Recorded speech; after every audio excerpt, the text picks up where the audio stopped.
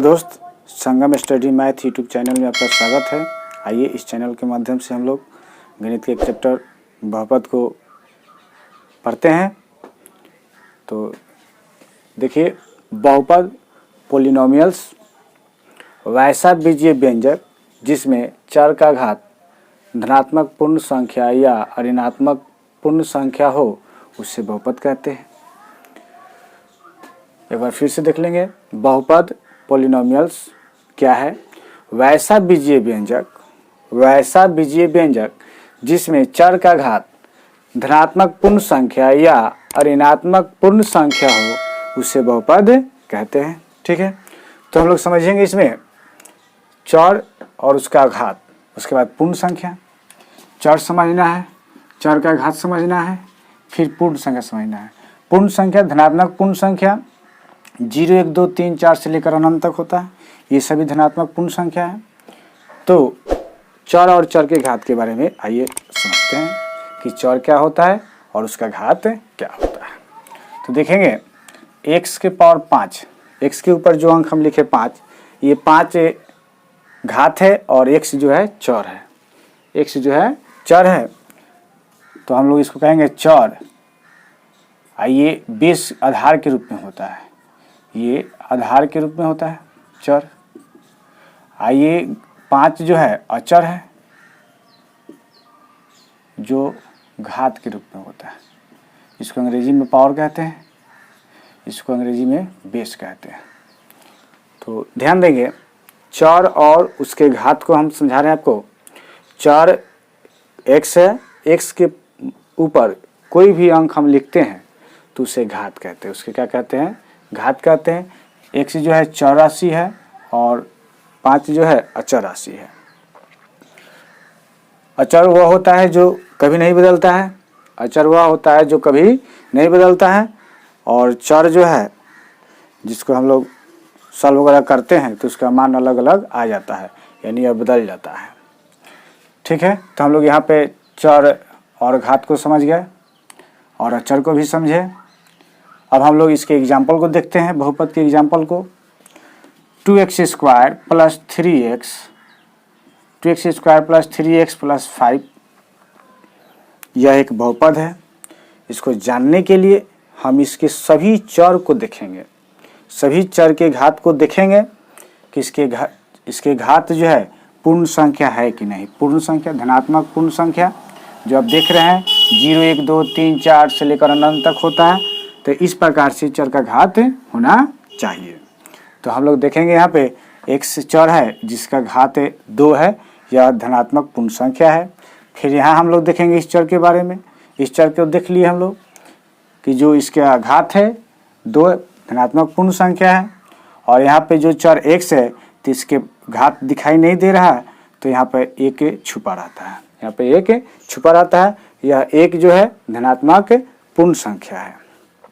और 5 में देखेंगे, 5 में कोई चर नहीं दिखाई दे रहा है, तो इसमें x के पावर 0 छुपा रहता है। इसमें क्या छुपा रहता है? x के पावर 0 छुपा रहता है, और 0 जो है हमारा धनात्मक पूर्ण संख्या है, इसलिए यह इसके सभी चर धनात्मक पूर्ण संख्या है, इसलिए यह बहुपद है। और आप ये भी जान लीजिए, किसी भी चर के पावर 0 हो, चाहे किसी भी संख्या के पावर 0 हो तो उसका मान 1 होता है, या 5 के पावर 0 भी हो तो उसका मान 1 होता है, 3 के पावर 0 भी हो उसका मान 1 होता है। ठीक है, तो इस सब बात को आप ध्यान रखेंगे। इसमें हम सभी चर को देख करके बहुपद को पहचानेंगे। अगर इस तरह का रूप नहीं दिखाई देगा तो वह बहुपद नहीं होगा। चलिए दोस्त, तो अब हम लोग आगे देखते हैं अगला एग्जाम्पल। अगर दे दिया जाए 3x के पावर -2 प्लस 5x प्लस 5, यह बहुपद है कि नहीं है, तो इसके चर को हम देखेंगे। चर को देखेंगे कि चर का घात जो है धनात्मक पूर्ण संख्या है कि नहीं। तो हम देख रहे हैं, सीधे दिखाई पड़ रहा है कि x के पावर जो है -2 है, ये ऋणात्मक संख्या है, तो यह बहुपद नहीं होगा। ठीक है दोस्तों, चलिए आगे बढ़ेंगे। आगे देखिए, 3x के पावर 2 प्लस 5√x प्लस 3, तो इसमें हम देखेंगे कि यह इसमें जितने चर हैं उस सारे चर का घात जो है धनात्मक पूर्ण संख्या है कि नहीं है। अगर आप देख लेंगे कि यहाँ x के पावर 2 धनात्मक पूर्ण संख्या, अगर इसको देख करके आप इसे टिक लगा देते हैं कि यह बहुपद है, यह बहुपद है, यह बहुपद है, यह बहुपद नहीं था, और फिर इसको अगर 2 को देख करके आप टिक लगा सकते हैं कि सही है कि गलत है, तो आप समझिए कि गलत कर जाइएगा। तो आगे हम लोग बढ़ेंगे, इसको समझेंगे कि इसके सारे चर को देखना है। यहाँ पर तो धनात्मक पूर्ण संख्या है 2, लेकिन यहाँ पे हम देख रहे हैं x का घात दिखाई नहीं दे रहा है, यह रूट में है। x का घात दिखाई नहीं दे रहा है, यह रूट में है, तो इसको हम तोड़ेंगे। इसको हम क्या करेंगे? तोड़ेंगे। रूट अंडर x, रूट को तोड़ते हैं तो इसके पावर में घात में 1/2 आ जाता है। अगर कभी 3x ऐसे हो, इसमें 2 छुपा रहता है, अगर 3 रूट अंडर x ऐसे कभी हो तो इसको अगर हम तोड़ेंगे तो 1/3 आ जाता है। ठीक है, तो हम x के पावर जो है देख रहे हैं 1/2 है, यह धनात्मक पूर्ण संख्या नहीं है, धनात्मक पूर्ण संख्या नहीं है। तो इस प्रकार से इसमें यह चर तो धनात्मक पूर्ण संख्या था, लेकिन यह चर धनात्मक पूर्ण संख्या, यह चर का पावर घात धनात्मक पूर्ण संख्या नहीं है, इसलिए यह बहुपद नहीं होगा।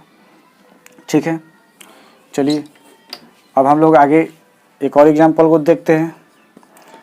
5 + 5/x², इसको हमको देखना है, बताना है कि यह बहुपद है कि नहीं है। तो आप देखिएगा कि चर के घात जो 2 है वो धनात्मक पूर्ण संख्या है।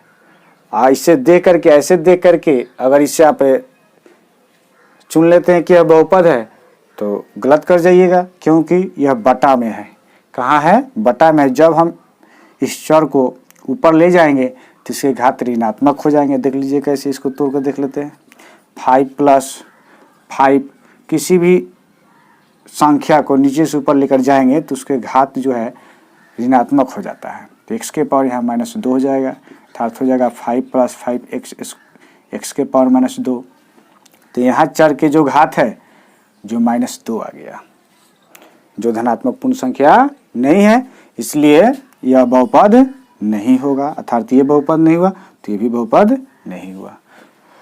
चलिए इन सारे बातों को हम एक जगह आपको बता देते हैं कि चर किस किस रूप में रहेगा तो बहुपद नहीं होगा। ठीक है दोस्त, चलिए आइए देखते हैं, इसको नोट में समझ जाइए।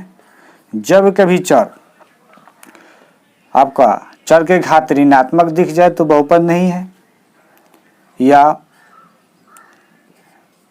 इसके पावर में कुछ अंक बटा में मिल जाए वो नहीं है, जो कटे नहीं। उसके बाद चर रूट के अंदर दिख जाए, या फिर चर x + 1 या 1/x - 1 के रूप में दिख जाए। तो जब इन रूपों में चर हो तो समझेंगे कि बहुपद नहीं है। ठीक है, तो यहाँ से हम लोग आगे टॉपिक को लेकर चलेंगे। आप लोगों को बहुपद समझ में आ गया?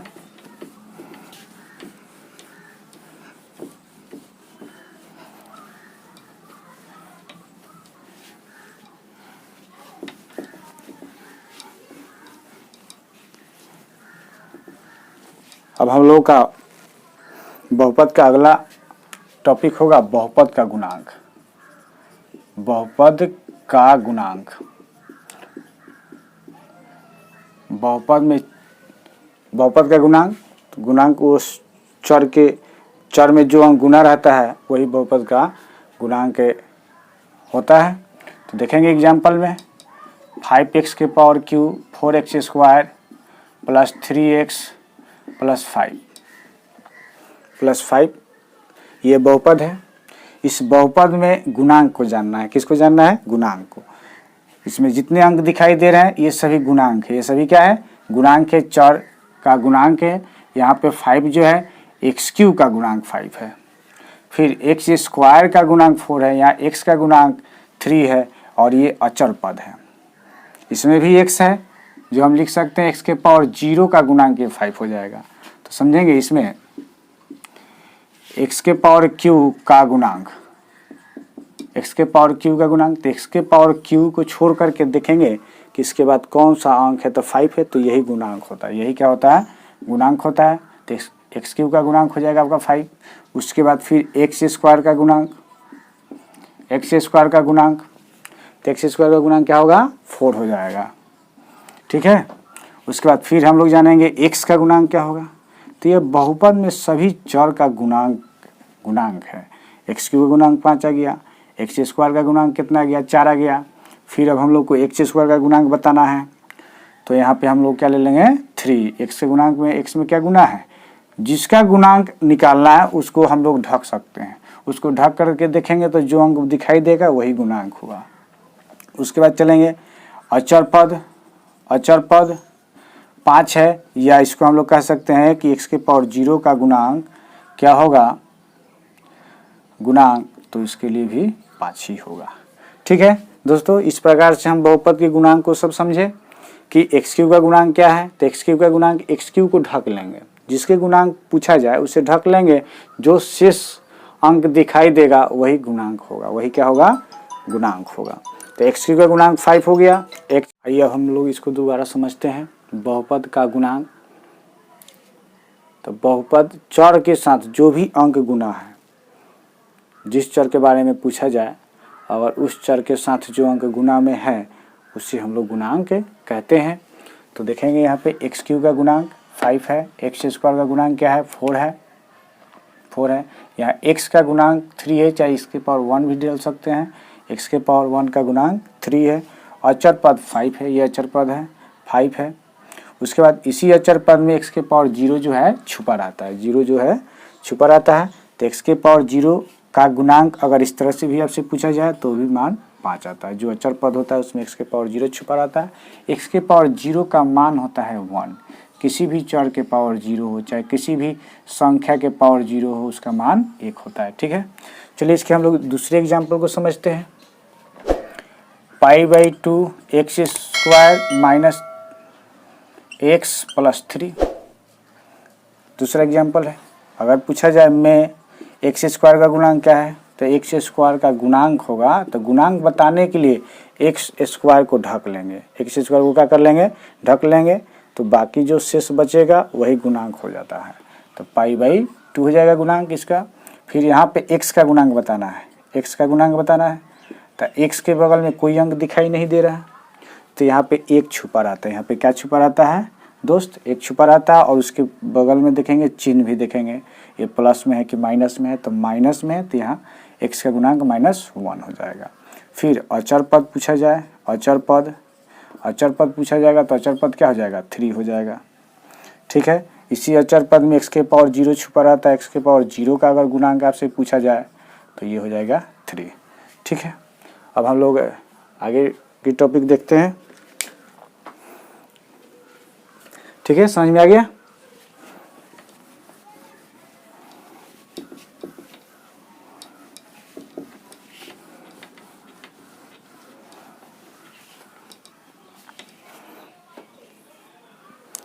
अब हम लोग समझेंगे बहुपद का घात।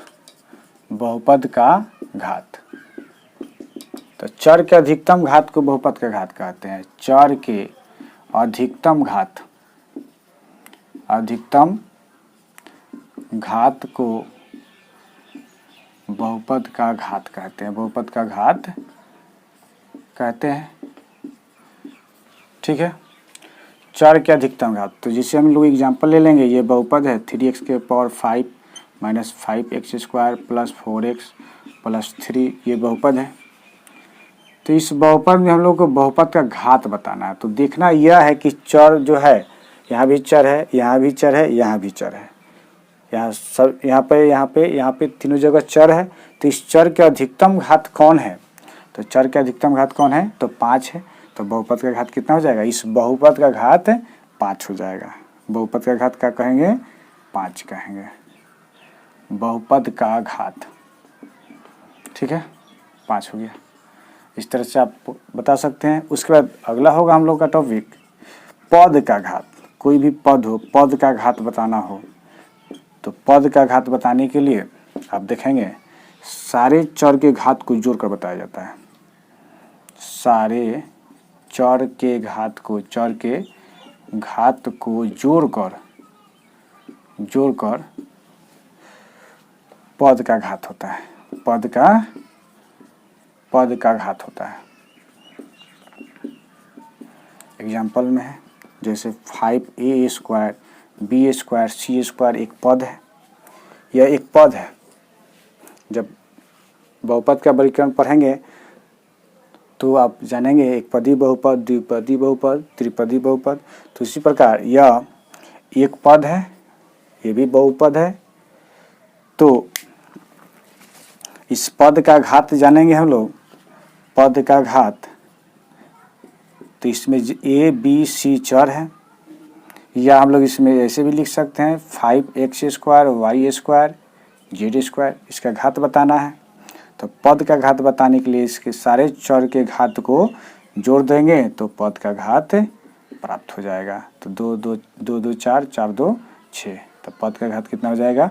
6 हो जाएगा। ठीक है, अब हम लोग बहुपद का वर्गीकरण पढ़ लेते हैं।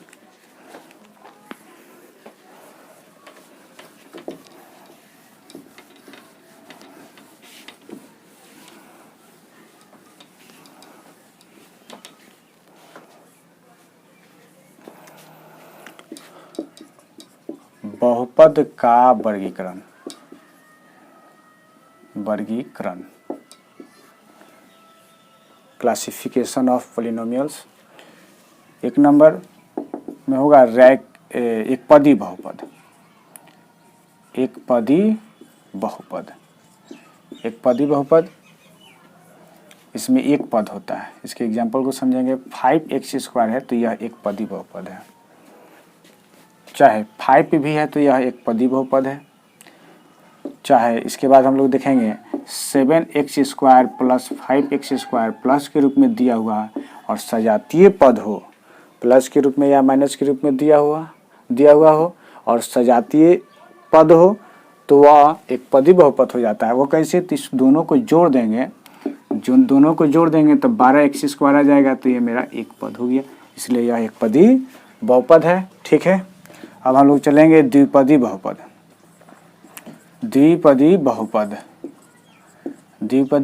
इसमें दो पद होते हैं। इसमें कितने पद होते हैं? 2 पद होते हैं। 2 पद वाले बहुपद होते हैं, जैसे 5x स्क्वायर और प्लस 3, ये दोनों अलग अलग है, विजातीय है, तो यह द्विपद है। उसके बाद 5z स्क्वायर प्लस 3z, ये भी आपका दोनों, यहाँ z स्क्वायर है, यहाँ z पावर 1 है, ये अलग अलग है। यहाँ स्क्वायर x स्क्वायर था, दोनों सजातीय था, तो जोड़ के हम लोग कर दिए 12x स्क्वायर। लेकिन यहाँ पे 5z स्क्वायर है प्लस 3z के पावर 1 है, तो दोनों अलग अलग, चर तो z है लेकिन पावर जो घात जो है अलग अलग है, तो इसको हम लोग जोड़ नहीं सकते हैं। ठीक है, तो यह द्विपद हो जाएगा। ये कितने पद हो जाएगा? द्विपद। ये द्विपद में बहुपद है, जिसको द्विपदी बहुपद कहेंगे। उसके बाद त्रिपदी बहुपद, इसमें 3 पद होंगे, बहुपद के 3 पद होंगे। 3x square plus 5x plus 4, ये त्रिपदी बहुपद है। इसमें 3 पद होगा, तीनों पद अलग अलग होगा, तीनों पद अलग अलग होगा, उसे त्रिपदी बहुपद कहेंगे। एक चौथा नंबर में आ जाता है शून्य बहुपद।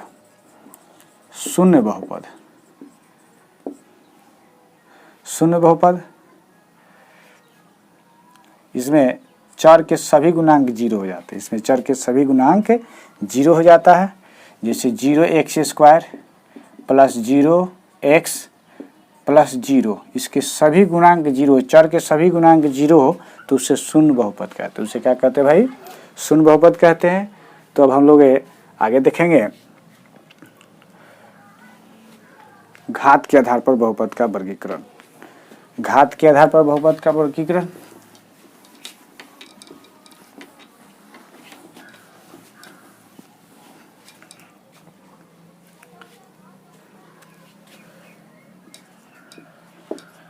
घात के आधार पर बहुपद का वर्गीकरण। एक नंबर में होगा रैखिक बहुपद। बहुपद। रैखिक बहुपद, चर का घात, इसमें इस बहुपद में चर का घात, चर का अधिकतम घात 1 होता है। चर का अधिकतम घात है, चर का अधिकतम घात, अधिकतम घात 1 होता है। वैसा बहुपद जिसमें चर का अधिकतम घात 1 हो उसे रैखिक बहुपद कहते हैं। ठीक है भाई। उसके बाद सामान्य रूप, इसका व्यापक रूप या समान रूप भी बोलते हैं। व्यापक रूप या सामान्य रूप, या सामान्य रूप जो होता है ax प्लस बी होता है। ax प्लस बी होता है जहाँ a इक्वल टू नॉट 0, जहाँ a का मान 0 नहीं होना चाहिए तथा a b c वास्तविक संख्या होना चाहिए, वास्तविक संख्या होना चाहिए, वास्तविक संख्या हो। ठीक है। तो घात के आधार पर हम बहुपद का वर्गीकरण कर रहे हैं। एक नंबर में रैखिक बहुपद चर का अधिकतम घात 1 हो उसे रैखिक बहुपद कहते हैं। रैखिक बहुपद का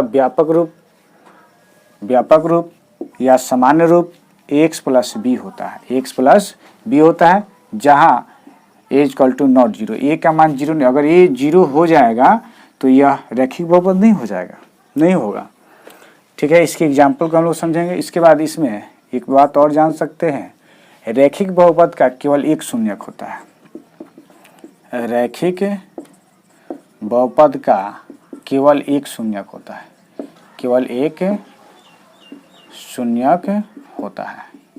ठीक है। आगे हम लोग शून्यक पढ़ेंगे तो वहाँ पे आपको बता दिया जाएगा कि एक शून्यक कैसे प्राप्त होगा। ठीक है। इसका एग्जाम्पल हो जाएगा, रैखिक बहुपद का एग्जाम्पल होगा 2x प्लस 5, 2x प्लस 5। चलिए शून्यक भी आपको बता देते हैं। यह रैखिक बहुपद है, इसका शून्यक निकालना हो तो इसके बराबर में हम लोग 0 ले लेंगे, 0 ले लेंगे तो यहाँ से x का एक मान निकल कर आएगा, वही शून्य कहलाएगा। वही क्या कहलाएगा? शून्य कहलाएगा। तो 2x प्लस को उधर लेकर जाएंगे, दूसरे साइड में लेकर जाएंगे तो प्लस है तो ये हो जाएगा -5। x का मान निकालेंगे तो फिर ये 2 गुना में है तो बटा में चला जाएगा, तो 5/2। इस तरह से यह एक शून्यक निकल गया। यह शून्यक है, चाहे इसी को मूल कहते हैं, इसी को क्या कहते हैं? मूल कहते हैं। ठीक है। ठीक है भाई, आगे हम लोग बढ़ेंगे।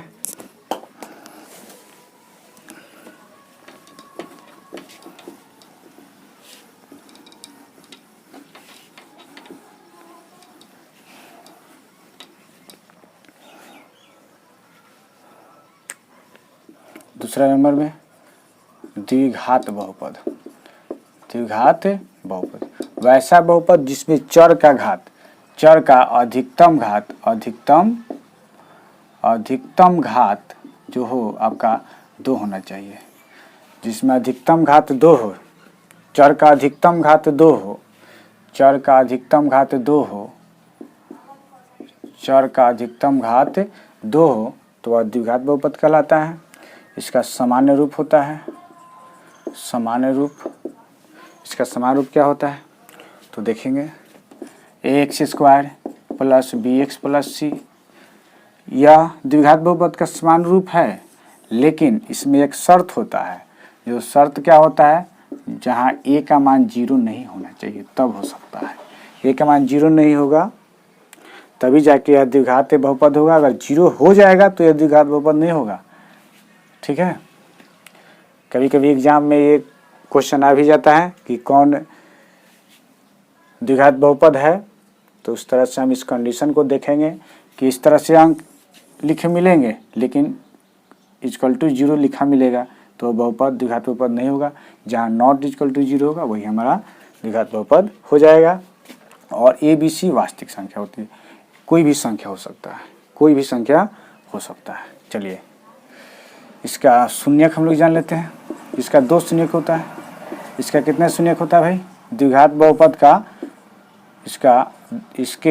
इसके 2 शून्यक होते हैं, इसके 2 शून्यक होते हैं। ठीक है। शून्यक जब हम पढ़ेंगे तो वहाँ पे इसको बता देंगे कि 2 शून्यक कौन कौन सा होता है, कैसे निकलता है। चलिए उसके बाद इसका एग्जाम्पल होगा, द्विघात बहुपद का एग्जाम्पल इस रूप में एग्जाम्पल हो जाएगा। द्विघात बहुपद होने के लिए कोई जरूरी नहीं कि 3 पद हो, एक पद में भी द्विघात बहुपद हो जाता है, ये समझते हैं इसको। 5x² + 3x + 5 ये द्विघात बहुपद है, तो ये कोई जरूरी नहीं है कि 3 पद में ही रहेगा तो ये द्विघात बहुपद होगा। मेन जरूरी यह है कि इसका घात 2 होना चाहिए, एक पद में भी रहेगा तो ये द्विघात हो जाएगा। जैसे 5x² भी अगर लिख दिया जाए तो ये द्विघात बहुपद है, ठीक है, द्विघात बहुपद है। और इसको हम कंपेरिजन करेंगे, जब ax² bx + c से हम कंपेरिजन करेंगे 5x² + 3x + 5 को, तो a का मान निकल कर आ जाएगा 5, b का मान निकल कर आ जाएगा 3 और c का मान निकल कर के आ जाएगा 5। इसकी भी ज़रूरत पड़ती है, जब हम आगे बढ़ेंगे तो ABC की ज़रूरत पड़ती है, ठीक है। चलिए तब हम लोग आगे देखते हैं त्रिघात बहुपद, आगे देखते हैं त्रिघात बहुपद।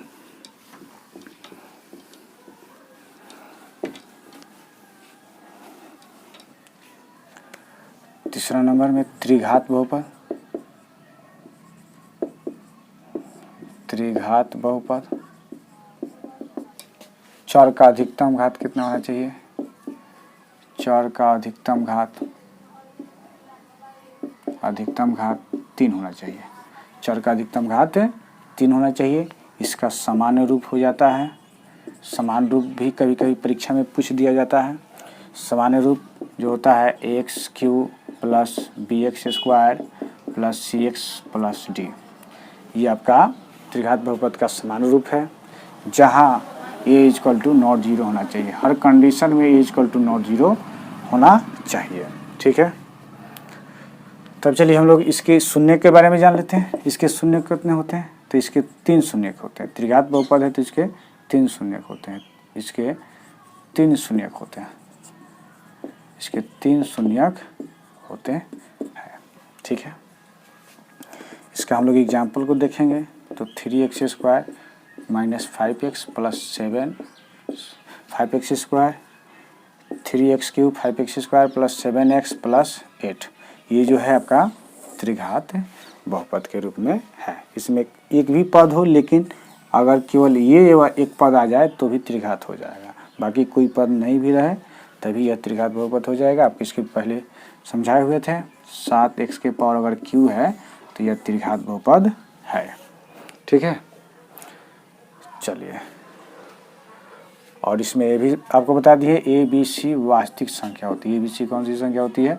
वास्तविक। वास्तविक मतलब परिमेय और अपरिमेय दोनों, परिमेय और अपरिमेय दोनों, ठीक है। तो हम लोग बहुपद का वर्गीकरण भी पढ़ लिए। अब हम लोग पढ़ते हैं आगे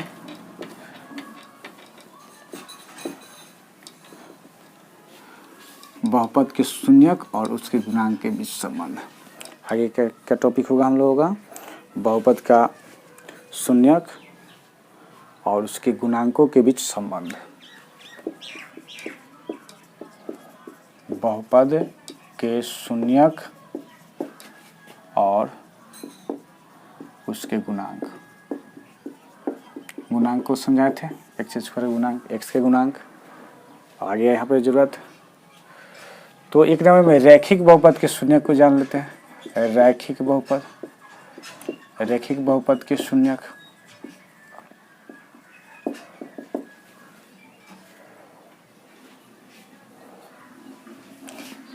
यदि fx बराबर ax + b, ax + b हो तथा इसके एक शून्यक h हो तो fh = 0, fh = 0 होता है, यानी x की जगह पे h मान रख देंगे, वो 0 के बराबर हो जाएगा, ठीक है।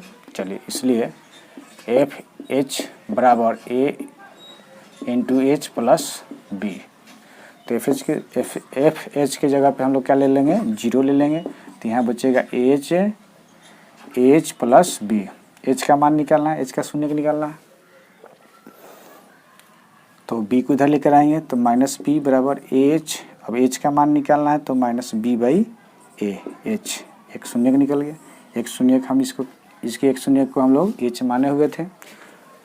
रैखिक बहुपद के शून्यक, यदि fx ax प्लस बी हो तथा इसके एक शून्यक एच हो, ये x प्लस बी रैखिक बहुपद है, एच हो तो एफ एच बराबर 0, शून्य का मतलब कि उसके मान 0 आना चाहिए जब एच रख देंगे। तो इसलिए एफ एच बराबर एच प्लस बी, तो एफ एच का मान हम लोग रख लेंगे 0, तो एच प्लस बी, फिर बी को उधर लाएंगे तो माइनस बी हो जाएगा, एच फिर एच को अकेला करेंगे तो ए बटा में चला आएगा। तो इस तरह से रैखिक बहुपद का एक शून्यक निकल गया। इस पर हम लोग क्वेश्चन को भी देख सकते हैं, एग्जाम्पल देख सकते हैं। अगर 2x प्लस 3 का शून्यक निकालना है, यह रैखिक बहुपद है, शून्यक होगा, तो इसके शून्यक को निकालने के लिए क्या करेंगे, 2x प्लस 3 बराबर में 0 कर देंगे। 2x बराबर प्लस 3 है तो इधर आके माइनस 3 हो जाएगा, x के मान -3/2। इस तरह से यहाँ पे शून्यक निकल जाएगा। और शून्यक निकालने के लिए कि बेसिक आपको रूल दे दिए हैं कि इस तरह से यह शून्यक प्राप्त होता है, और हम लोग इसको डायरेक्टली इस तरह से शून्यक निकाल लेते हैं। ठीक है, अब हम लोग द्विघात बहुपद के शून्य को देखेंगे।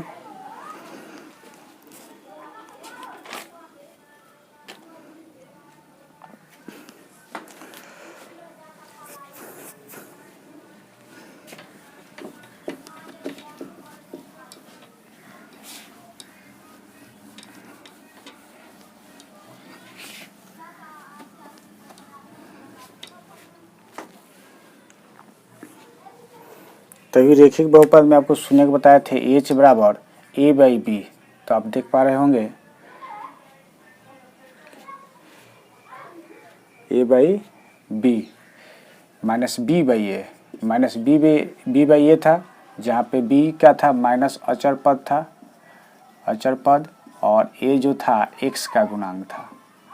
ठीक है, तो शून्यक और गुणांक के बीच हम लोग संबंध को यहाँ रैखिक बहुपद के जान गए। उसके बाद अब हम लोग को जानना है द्विघात बहुपद। द्विघात बहुपद के शून्यक और गुणांक, शून्यक और गुणांक के बीच संबंध। ठीक है,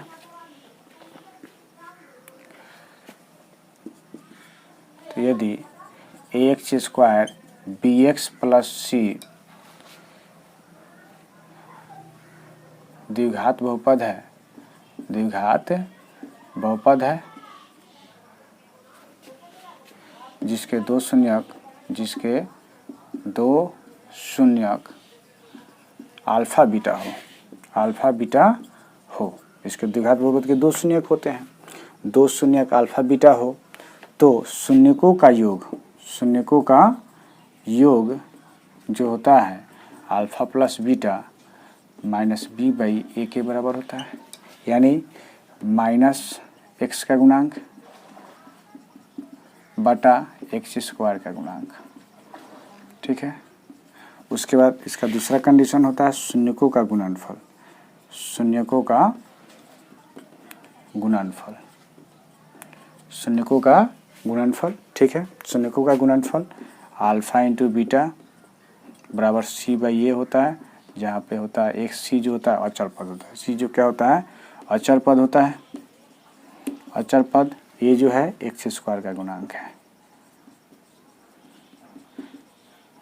एक्स स्क्वायर का गुणांक। ठीक है, चलिए अब हम लोग इसको देखते हैं, इसको जानते हैं कि ये दो शून्यक जो है अल्फा बीटा है, तो अल्फा प्लस बीटा शून्यकों का योग अल्फा प्लस बीटा बराबर माइनस बी बाई ए, जो माइनस एक्स का गुणांक बटा एक्स स्क्वायर गुणांक के बराबर है। एक्स शून्यकों का गुणनफल alpha into beta C by A और अचर पद बटा एक्स स्क्वायर का गुणांक। चलिए इसके बारे में आपको बता देते हैं, प्रमाणित कर देते हैं। 2x square plus 5x plus 3 द्विघात बहुपद है, इसके शून्यक निकालते हैं बराबर 0, द्विघात बहुपद के दो शून्यक होते हैं, इसको क्रॉस मल्टीपल गुना कराएंगे तो 6x² आ जाएगा। कितना आ जाएगा? 6x² आ जाएगा। ठीक है। बीच वाले को दो भागों में ऐसे तोड़ते हैं कि जोड़ने पर 5 आ जाए और गुना करने पर 6x² आ जाए। तो चलिए इसको हम लोग आगे देखेंगे। 2x² plus 2x plus 3x, 2x plus 3x plus 3 बराबर 0। 2 कॉमन हो जाएगा, 2x कॉमन हो जाएगा तो x प्लस 1 बचेगा। फिर यहाँ से हम लोग दोनों में से कॉमन ले रहे हैं 2x, तो x बचेगा। फिर यहाँ कुछ नहीं बचेगा तो 1 बचेगा। फिर 3x में से कॉमन लेंगे 3 निकालेंगे बाहर तो x बचेगा और यहाँ पे 1 बच जाएगा, बराबर में 0 है। तो 2x प्लस 3 x प्लस 1 बराबर में 0। ठीक है। ये हम लोग द्विघात बहुपद का शून्यक निकाल रहे हैं और अब हम लोग शून्यक निकाल करके शून्यकों का योग और गुणनफल के बीच के संबंध को देखेंगे। तो अब इसका शून्यक निकालना है तो एक एक करके इसका शून्यक हम लोग निकालेंगे। दो संख्याओं का गुणनफल 0, तो दो संख्याओं का गुणनफल 0 कब हो सकता है? जब इसमें से कोई एक संख्या 0 के बराबर हो, कोई एक संख्या 0 के बराबर हो। तो हम एक एक करके शून्यक निकालेंगे। जब 2x प्लस 3 = हम 0 लेंगे तो x का मान निकालेंगे, रैखिक के रूप में आ गया है। तो 2x प्लस 3 है तो -3 आ जाएगा, x का मान -3/2 आ गया। फिर जब हम लोग करेंगे x प्लस 1 = 0, x का मान निकालेंगे तो x का मान -1 आ गया। तो इस प्रकार हमारा x का मान कट हो गया, 2 हो गया। तो द्विघात बहुपद का दो शून्यक होता है। इसी दोनों शून्यक को हम लोग क्या मानेंगे? अल्फा बीटा मानेंगे। ठीक है। तो माना कि अल्फा बराबर कितना हो जाएगा? -3/2, बीटा बराबर -1 हो जाएगा। तब शून्यकों का योग हम लोग निकालेंगे। आइए इधर देखते हैं। शून्यकों का योग अल्फा प्लस बीटा बराबर हो जाएगा -3/2, उसके बाद -1 प्लस माइनस प्लस दे देंगे, यहाँ -1 हो जाएगा। तो -3/2 प्लस -1 बटा 1 ले लेंगे, इसको बटा का जो घटाव कर लीजिए, 2 -3 -1। ठीक है। तो कितना हो जाएगा? -4/2। इसको काट देंगे, 2 दूना 4 निकल जाएगा, 2 दूना 4 निकल जाएगा, -2 आ जाएगा।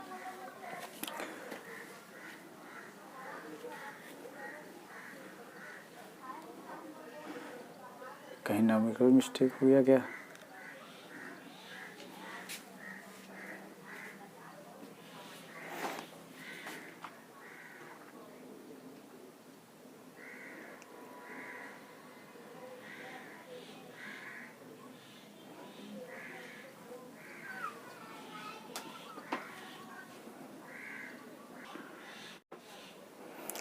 चलिए देखिए दोस्तों, यहाँ पे मिस्टेक हो गया है। 2 1 का एलसीएम लेंगे 2 आएगा, 2 में 1 से भाग करेंगे 2 में 1 से गुना करेंगे 2 आ जाएगा। तो यहाँ तो -5/2 आ गया। अल्फा प्लस बीटा का मान -5/2 आ गया। तो यही जो है माइनस अचर पद है, -x का गुणांक है, -x का गुणांक बटा x² का गुणांक। तो इस प्रकार से हम लोग देख लिए कि द्विघात बहुपद के शून्यक 2 होते हैं। दोनों शून्यक को अल्फा बीटा मान लिया गया, यहाँ दोनों शून्यक निकाला गया, अल्फा बीटा मान लिया गया। तो शून्यकों का योग हम लोग निकाले alpha plus beta, alpha beta का मान रख के कैलकुलेशन किए, आ गया कितना? -5/2 आ गया। ये -5/2 क्या है? तो -5 जो है -x का गुणांक है, बटा जो 2 है जो x² का गुणांक है। इस प्रकार हम लोग शून्यकों का गुणनफल भी हम लोग जांच सकते हैं। शून्यकों का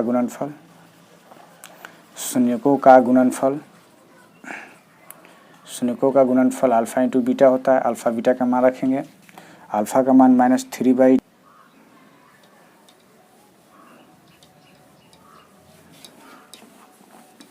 तो हम लोग देख रहे हैं शून्यकों का गुणनफल अल्फा इंटू बीटा।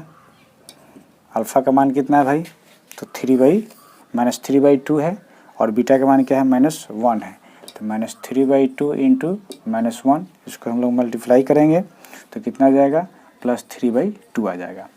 अब ये शून्य जो था तो शून्यक और गुणांकों के बीच संबंध हम लोग को बताना था। तो ये जो 3 जो है क्या है, तो ध्यान देंगे 3 जो है क्या है, अचर पद है, और 2 जो है क्या है, x² का गुणांक है। तो अचर पद बटा x² का गुणांक, ठीक है। तो इस प्रकार हम लोग द्विघात बहुपद के शून्यक जाने, किसके 2 शून्यक होते हैं, उसके बाद इसके शून्यकों और गुणांकों के बीच संबंध को भी जाने। चलिए ये हम लोग इस पर एक क्वेश्चन को करते हैं।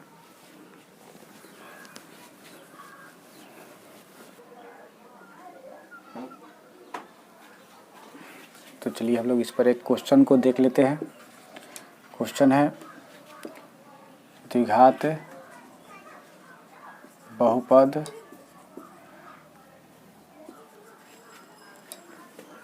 बहुपद 5x² + 7x + 3 के शून्यकों का योग और गुणनफल ज्ञात करें। शून्यकों का योग और गुणनफल ज्ञात करें। दोस्तों एग्जाम में ये क्वेश्चन आते रहते हैं, तो इसे ध्यान से समझेंगे। जब हम लोग इसको सॉल्यूशन करेंगे तो 5x², इसको हम लोग px बराबर भी लिख सकते हैं, px बराबर 5x² + 7x + 3। यहाँ a बराबर का हो जाएगा 5, b बराबर 7 और c बराबर 3 हो जाएगा। तो शून्यकों का योग माना कितना के 2 शून्यक यहाँ पर लिख सकते हैं कि 2 शून्यक अल्फा बीटा है। फिर यहाँ से हम लोग a b c निकाल लेंगे। a बराबर 5 हो जाएगा, b बराबर 7 हो जाएगा और c बराबर 3 हो जाएगा। तब हम लोग शून्यकों का योग निकालेंगे। शून्यकों का योग यानी अल्फा प्लस बीटा ये होता है -b/a। अभी हम लोग सूत्र निकाले हुए थे, अल्फा प्लस बीटा बराबर -b/a, तो -b, b का मान कितना है तो 7 है, तो -7 बटा a का मान कितना हो जाएगा तो 5, a का मान कितना है 5, b का मान कितना है 7, तो -7/5 आंसर हो जाएगा। फिर शून्यकों का गुणनफल बताना है, तथा फिर हम लोगों को शून्यकों का गुणनफल बताना है। शून्यकों का गुणनफल अल्फा इंटू बीटा का सूत्र होता है c/a। तो c का मान रखेंगे, c का मान कितना है तो 3 है, 3, a का मान कितना है तो 5 है, तो 5 रख देंगे तो 3/5 इस तरह से आंसर निकल जाएगा। तो ध्यान देंगे ये क्वेश्चन एग्जाम में आ जाते हैं, ध्यान से समझ लेंगे इसके। उसके बाद हम लोग आगे बढ़ेंगे, एक और क्वेश्चन को लेकर चलते हैं।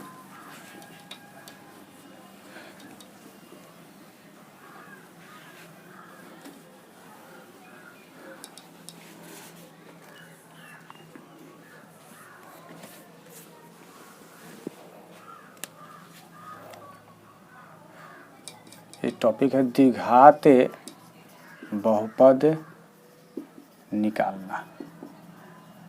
इसके लिए आपका सूत्र हो जाता है ax² minus alpha plus beta x plus alpha into beta, जहाँ a अचर होता है, अचर राशि होता है। जब हम लोग सरल को बनाते हैं तो a का उपयोग नहीं भी होता है, होता भी है। तो देखेंगे क्वेश्चन को,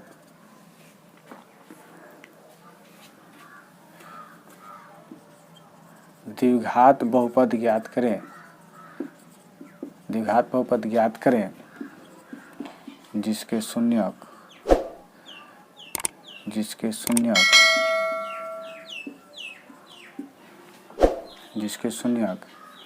1/4 और -1/4 है, ठीक है। तो जब हम लोग इसको सॉल्यूशन करेंगे तो लिखेंगे माना कि द्विघात बहुपद px बराबर ax square bx plus c, ये द्विघात बहुपद निकालना है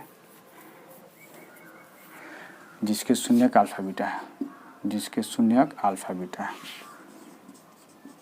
जिसके शून्यक अल्फा बीटा है। इसलिए अल्फा का मान और बीटा का मान शून्य के दिया हुआ है 1/4 और -1/4। तो अल्फा बराबर हो जाएगा 1/4, बीटा बराबर क्या हो जाएगा -1/4। ठीक है, तब द्विघात बहुपद निकाल लेंगे। द्विघात बहुपद निकालेंगे हम लोग x square minus alpha plus beta x plus alpha into beta. यहाँ पे अल्फा बीटा का मान रख देंगे, मान रख दीजिए एक्स स्क्वायर माइनस अल्फा का मान क्या है 1/4 माइनस 1/4 एक्स प्लस अल्फा का मान 1/4 इंटू बीटा का मान -1/4।